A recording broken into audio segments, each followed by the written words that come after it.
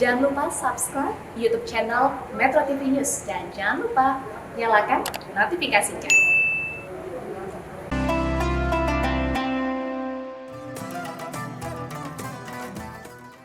Assalamualaikum warahmatullahi wabarakatuh.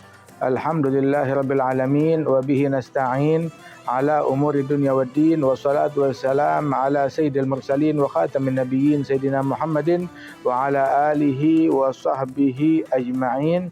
Amma ba'd. Kita bersyukur kepada Allah Subhanahu wa taala dan tidak terasa kita sudah memasuki akhir dari bulan Ramadan yang dimuliakan oleh Allah Subhanahu wa taala. Ramadan sesaat lagi akan pergi meninggalkan kita sekalian. Dan sebagaimana Ramadan ini akan berakhir, begitu juga sebagaimana hari kita akan berakhir. Pekan kita akan berakhir. Bulan Ramadan kita akan berakhir. Maka umur kita pun juga akan berakhir, akan habis. Dan berakhir bukan habis begitu saja, akan tetapi berakhir dia membawa catatan apa yang sudah kita lakukan. Begitu juga di dalam bulan Ramadan ini, Ramadan pergi meninggalkan kita sekalian, membawa dan mencatat apa yang sudah kita lakukan, baik itu ibadat ataupun maksiat, baik itu kebaikan ataupun kejahatan, baik itu kebaktian ataupun kedurhakaan. Beruntung barang siapa orang-orang yang menemukan di catatan amalannya hal-hal yang diridhai oleh Allah Subhanahu wa taala. Beruntung yang dicatat di bulan Ramadannya ini banyaknya tilawatul Al-Qur'an, banyaknya berzikir, banyaknya istighfar, banyaknya salawat, banyaknya sujud, banyaknya salat, banyaknya taat kepada Allah, banyaknya berinfak, banyaknya bersedekah. Ketahuilah bahwasanya bulan Ramadan tersebut adalah bulan yang agung, bulan yang mulia, yang mana dahulu seseorang itu sebagaimana disabdakan oleh Rasulullah sallallahu alaihi wasallam mengungkapkan tentang hakikat dari bulan Ramadan ini, "Lau ya'lamun ma fi Ramadan la tamannau al-'am kullahu Ramadan." Seandainya seseorang mengetahui akan anugerah Allah yang terdapat di dalam bulan Ramadan ini, maka manusia akan berharap sepanjang tahun Ramadan semuanya. Ramadan bukan lagi sebulan, tetapi setahun penuh, 10 tahun, 20 tahun, 100 tahun, seumur hidup semuanya itu dilalui dalam Ramadan. Akan tetapi Ramadan hanyalah sesaat saja, hanya 1 bulan saja yang kita miliki. Dan Ramadan yang kita punya yang sekarang ini. Ulama mengatakan ma madha fat wal muammal ghaib walakas sa'ah allati anta fiha.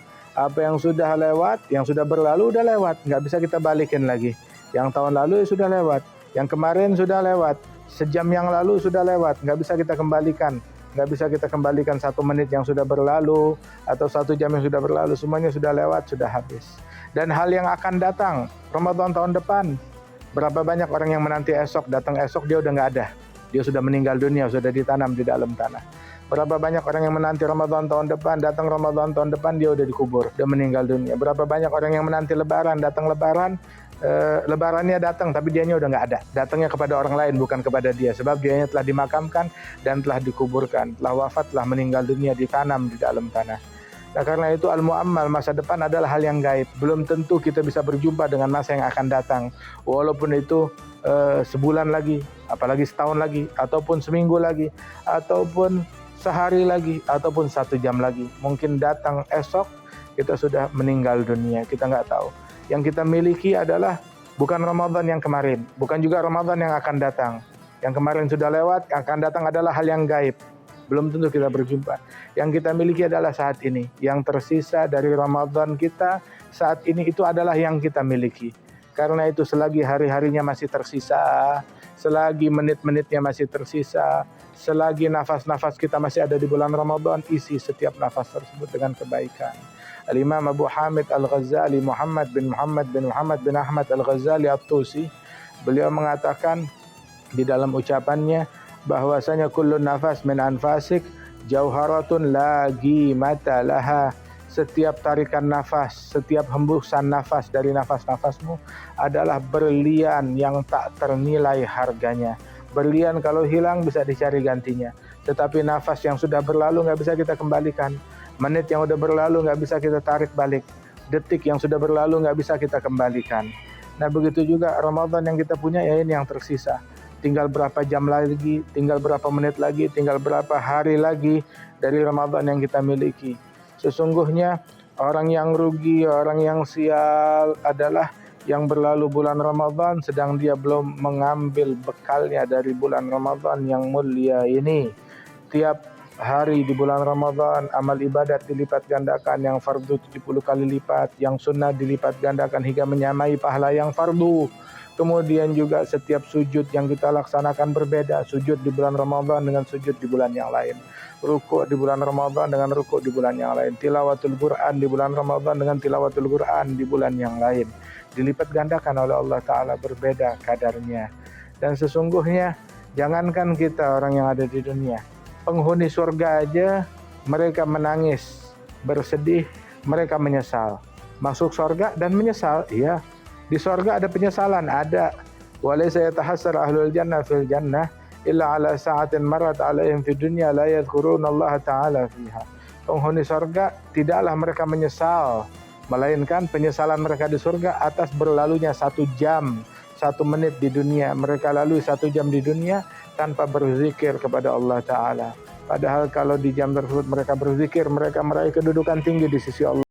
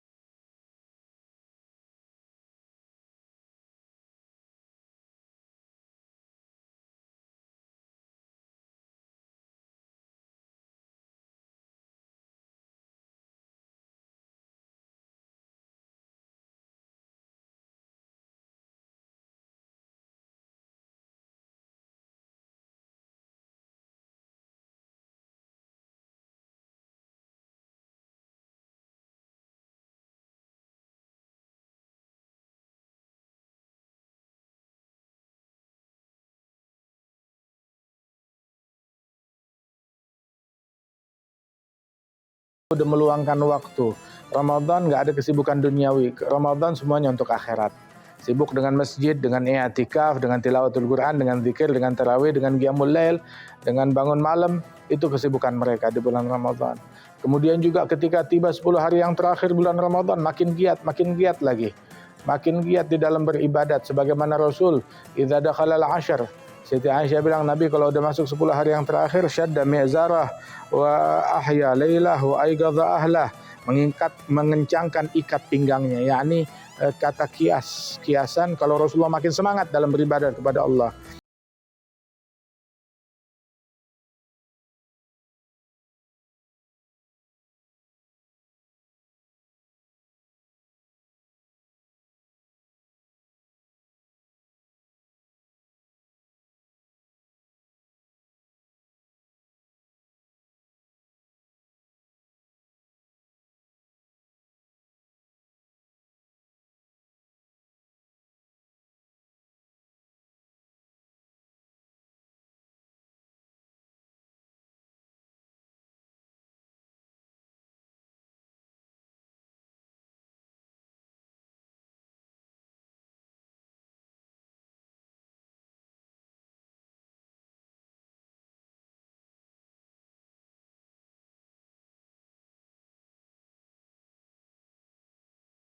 Semangat dalam sholat witir di bulan Ramadan. Bulan Ramadan, puasa, oke, sudah checklist. Puasanya alhamdulillah dijalankan.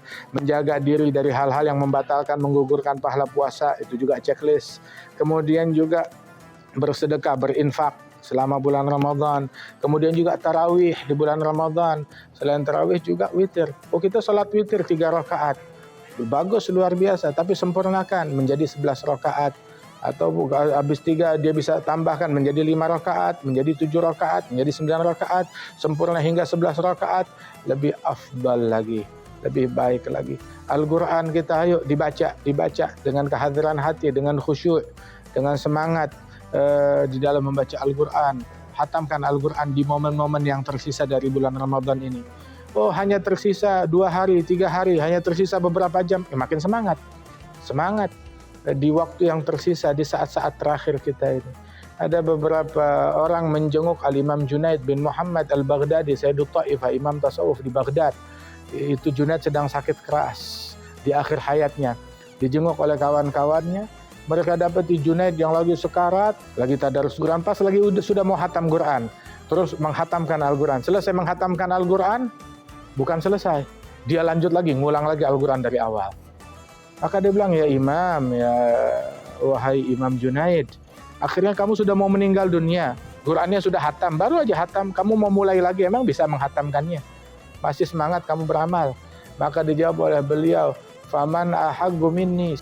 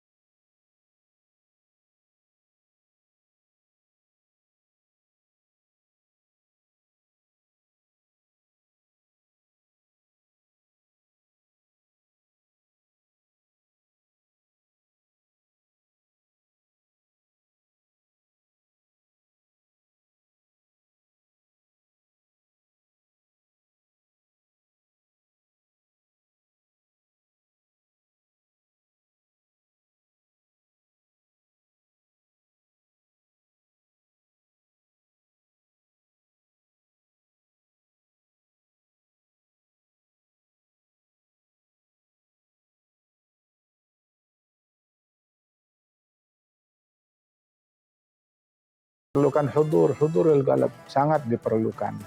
Dan sebisa mungkin kita memaksakan diri kita, memaksakan untuk menghadirkan hati kita di dalam ibadat yang kita lakukan. Sebab al-hudur ruhul ibadah. Kehadiran hati adalah ruh dari setiap ibadat yang kita lakukan. Ulama mengatakan faman khalat ibadatuhu anil hudur fa ibadatuhu habaun mansur.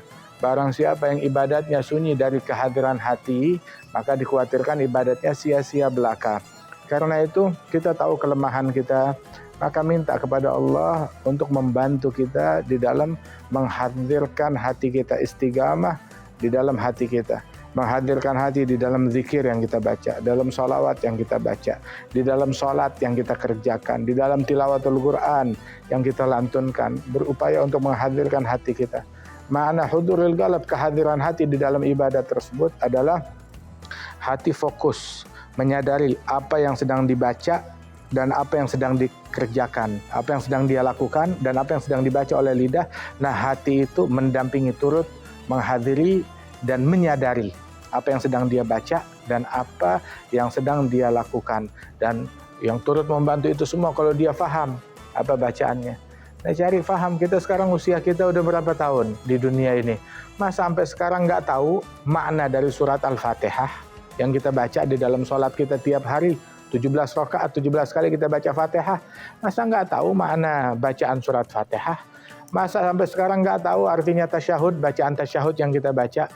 Masa sampai sekarang kita nggak tahu arti bacaan doa iftitah? Masa sampai sekarang kita nggak tahu arti bacaan doa yang kita baca di dalam kunut kita waktu subuh, atau doa yang kita baca ketika duduk antara dua sujud, atau zikir yang kita baca ketika kita bersujud? Masa nggak tahu artinya? Al-Quran yang kita baca seperti surat-surat pendek, surat Al-Ikhlas, dari Wadduha sampai An-Nas, masa kita nggak tahu artinya? Cari tahu dan fahami makna daripada itu semuanya, sehingga itu akan membantu kita di dalam khusyuk, itu akan membantu kita di dalam memahami makna pengabdian kepada Allah, akan membuat kita makin mengagungkan Allah, bertasbih, bertahmid, ta'zim dan takbir kepada Allah Subhanahu wa taala. Insyaallah Allah taala berikan berkah kepada kita sekalian di dalam ibadat yang kita lakukan. Sebisa mungkin apa yang bisa kita lakukan, paksakan kehadiran hati itu. Awalnya adalah dengan dipaksakan. Nanti setelah dipaksakan, maka dia akan datang dengan sendirinya. Begitu, akan lebih mudah lagi. Awalnya sulit dan berat, namun kemudian akan lebih mudah lagi. Sebagian sahabat Rasulullah Shallallahu Alaihi Wasallam, ketika dia lagi sholat di kebunnya, dia punya kebun, indah kebunnya, bagus. Tatkala dia sedang sholat, tahu-tahu di kebunnya dia melihat burung hinggap dari satu ranting pohon ke ranting lainnya, dari satu dahan ke dahan yang lain. Untuk sesaat dia lalai dengan apa yang dia baca, hingga dia lupa, saya sholat berapa rakaat. Begitu hal itu terjadi, dia kembali fokus kepada sholatnya. Selesai salam dari sholat, dia bilang, kalau ini kebun yang saya lihat, keindahan yang saya lihat membuat saya lalai di dalam sholat saya, berarti ini semua bawa sial.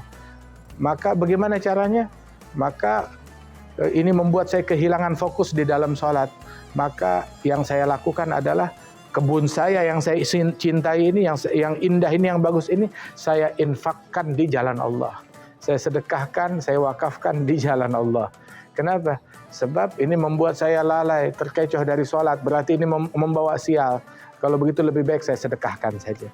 Masya Allah. Begitu semangatnya mereka di dalam menjaga fokusnya hati, kehadiran hati di dalam beribadah kepada Allah Ta'ala. Mudah-mudahan di akhir-akhir penghujung Ramadan ini Allah Ta'ala anugerahkan kepada kita sekalian khusyuk dan kehadiran hati. Ulama bilang ilmu yang pertama yang dicabut di muka bumi ini setelah wafatnya Rasulullah selain ilmu faraid adalah ilmu khusyuk, dengan dicabutnya sifat khusyuk dari hamba Allah Ta'ala. Hingga la tajidu khasyi'an, jarang sekali kamu menemukan orang yang khusyuk di dalam ibadat mereka kepada Allah Ta'ala. Qad aflahal mu'minun.